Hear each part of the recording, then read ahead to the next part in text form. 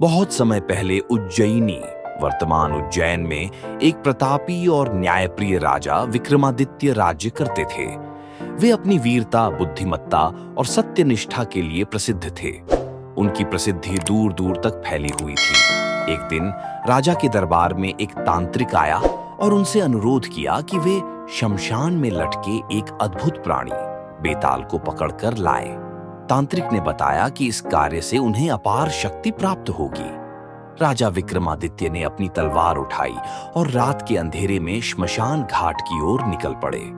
वहां एक विशाल पीपल के पेड़ से उल्टा लटका हुआ बेताल मिला।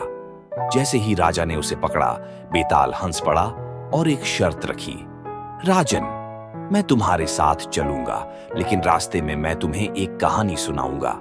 अगर तुमने उस कहानी का उत्तर दिया और वह सही हुआ तो मैं फिर से उड़कर पेड़ पर जा लटकूंगा, लेकिन अगर तुम चुप रहे तो मैं तुम्हारे साथ रहूंगा। राजा ने हामी भरी और बेताल ने एक दिलचस्प कहानी सुनाई। किसी राज्य में एक राजा था जिसकी बेटी बेहद सुंदर और बुद्धिमान थी। उसने प्रण लिया कि वह उसी से विवाह करेगी जो किसी कठिन समस्या को हल कर सके। 3 राजकुमारों ने विवाह के लिए प्रयास किया। पहले राजकुमार ने अद्भुत औषधि बनाई जो मृत व्यक्ति को जीवित कर सकती थी। दूसरे राजकुमार ने एक उड़ने वाली गाड़ी बनाई जिससे वे कहीं भी जल्दी जा सकते थे। तीसरे राजकुमार ने दूर की चीजें देखने वाला यंत्र बनाया जिससे वे देख सकते थे कि किसी को परेशानी हो रही है। एक दिन राजकुमारी को एक जहरीले सांप ने काट लिया और वह मर गई। तीसरे राजकुमार ने अपने यंत्र से देखा।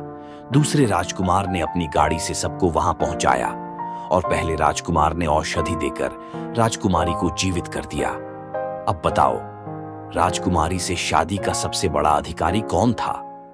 राजा विक्रमादित्य सोच में पड़ गए, लेकिन फिर बोले, जिसने औषधि दी और राजकुमारी को जीवित किया वह केवल वैद्य था।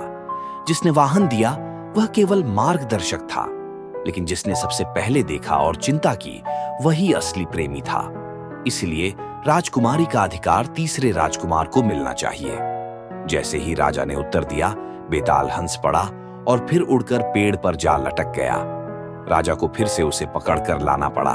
राजा विक्रमादित्य ने कई बार बेताल को पकड़ा, लेकिन हर बार उसने कहानी सुनाई और राजा के उत्तर देने पर उड़ गया।